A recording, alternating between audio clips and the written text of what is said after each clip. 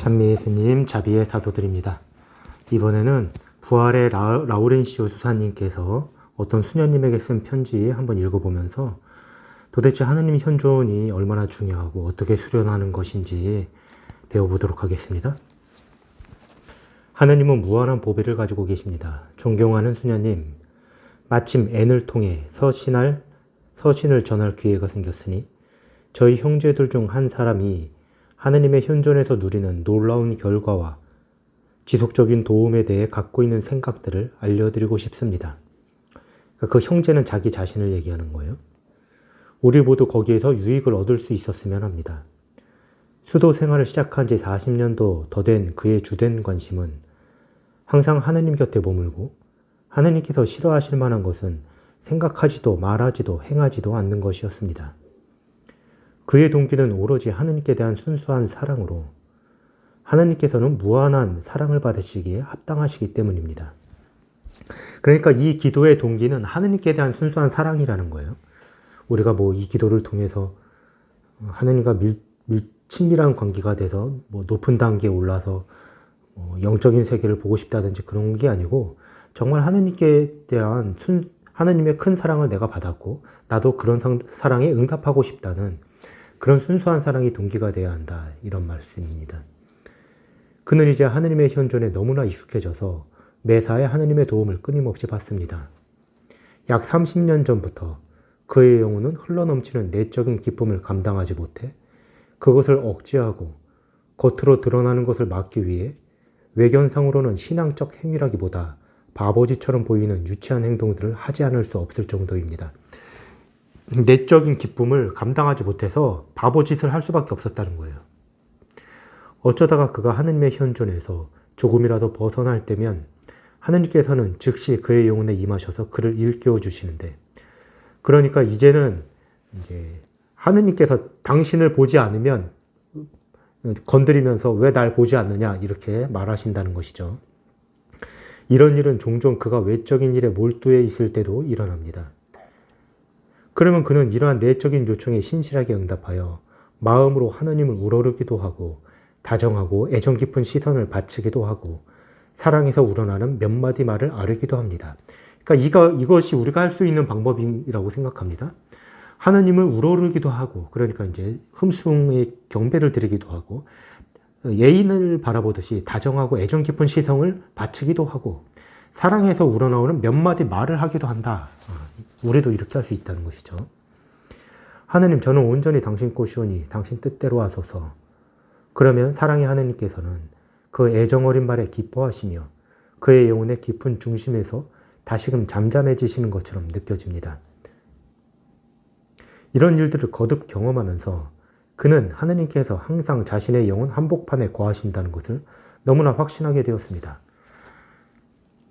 하느님께서 영혼의 한복판에 계시대요. 성인들이 말씀하시는 것이죠. 저도 미천하지만 느낄 때가 있어요. 근데 느끼면서 제가 깨닫는 건 내가 세상을 멀리한다든지 말이죠.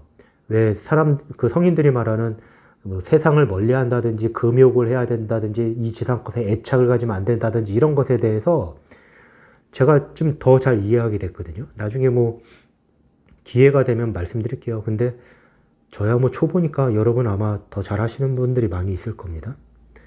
그리하여 무슨 일을 하든 무슨 일이 닥치든 그 사실만은 전혀 의심하지 않게 되었습니다. 그러니까 하느님께서 내 안에 계시다는 사실을 의심하지 않게 되었다. 그러니 존경하는 수녀님, 그가 누리는 기쁨과 만족이 어떠하겠는지 생각해 보십시오. 자기 안에 항상 그처럼 크나큰 보배가 있는 것을 느끼므로 그는 더 이상 그것을 찾으려 조바심 내지 않으며 더 이상 그것을 구하려 애쓰지 않습니다. 단계가 그만큼 된 거죠. 그는 이 보배를 발견했으며 거기에서 원하는 모든 은총을 누릴 수 있으니 말입니다.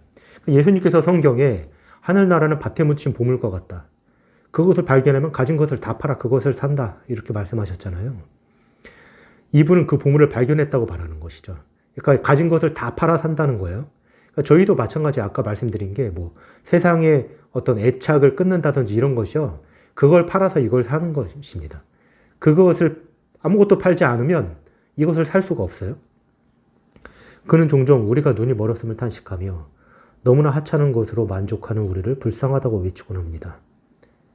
하느님께서는 우리에게 주실 무한한 보배를 가지고 계신데 우리는 그저 한순간 지나가 버리는 변변치 않은 경배로 만족해버린다.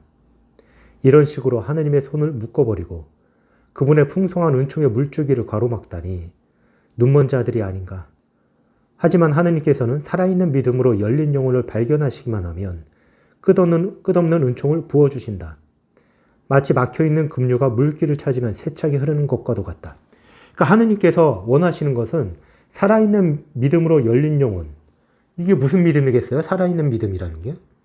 우리가 막연하게 하느님은 존재하시고 나를 사랑하시려니 그런 게 아니고 정말 그분은 나를 사랑하시고 진정으로 너무너무 사랑하시고 그것을 정말 생동감 있는 믿음으로 받아들이는 영혼이라는 것이죠. 그렇게 받아들이기만 하면 하느님께서 그쪽으로 흐르신다는 뜻이겠습니다. 그렇습니다. 우리는 종종 이 급류를 대단치 않게 여겨 막아버리지요. 더는 막지 맙시다. 친애하는 수녀님, 우리 자신으로 돌아가 막힌 둔덕을 헐어버리고 은총의 물길을 터서 잃어버린 시간들을 회복합시다. 우리에게는 살아갈 날이 얼마 남지 않았고 죽음이 우리를 바짝 뒤따르고 있으니 정신을 차립시다. 사람은 단 한 번 죽는 것입니다. 그러니까 죽기 전에 더 빨리 하나님을 사랑하도록 애쓰자 이런 말이죠. 시간이 없습니다. 이런 뜻입니다. 다시금 말씀드리지만 우리 자신으로 돌아갑시다. 더는 미룰 수가 없으니 각자 자신의 삶에 책임을 져야 할 것입니다.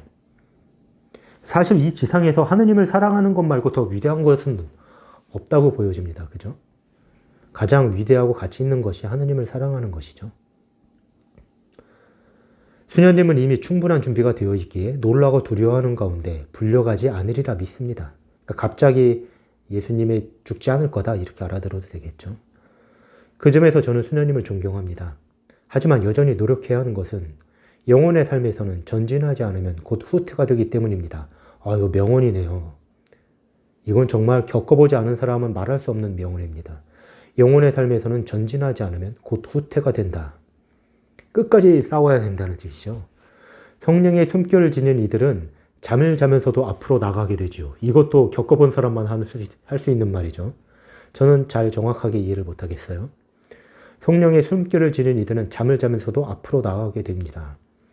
만일 우리 영혼의 배가 아직도 풍랑이나 폭풍에 시달리고 있다면 배 안에 잠들어 계신 주님을 깨웁시다. 그러면 주님께서 곧 바다를 잔잔하게 하실 것입니다. 우리 안에 계신 예수님을 말씀하시는 것이겠죠. 친애하는 수녀님, 제가 임의로 서신을 드려 이상과 같은 생각들을 전하는 것은 그것들이 수녀님의 생각과 만나기를 바라기 때문입니다. 하느님에 대한 수녀님의 생각이 행여 조금이라도 식었다면 제가 전하는 생각들이 수녀님의 생각들에 다시금 불을 붙여 타오르게 할 것입니다. 그러니 수녀님도 저도 처음의 열정을 잊지 맙시다. 이 형제의 마음에서 유익을 얻읍시다. 이 형제는 다른 3인칭을 가르치지만 자기 자신인데요. 이 성인들이 참 너무 겸손해요. 그는 세상에 알려지지 않았지만 그러니까 세상에 자기가 전혀 알려지지 않은 걸 충분히 알고 있어요. 굉장한 완덕에 올라갔다는 것도 알고 있습니다. 하느님께서는 그를 알고 계시며 그는 그분의 지극한 사랑을 받고 있습니다. 저도 수녀님을 위해 같은 은총을 구할 터이니 우리 주님 안에 있는 저를 위해서도 부디 간구해 주시기 바랍니다. 이렇게 끝맺었어요. 그러니까 사실은 모든 성인이 얘기하기를 세속 육신 마귀 우리가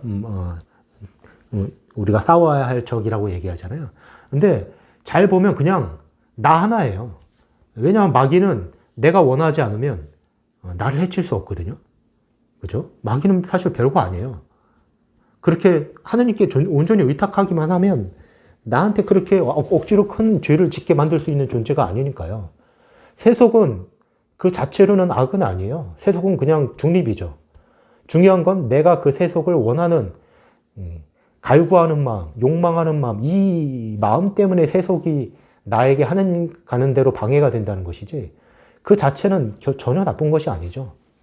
그러니까 결국에 나예요. 내가 다 하는 겁니다.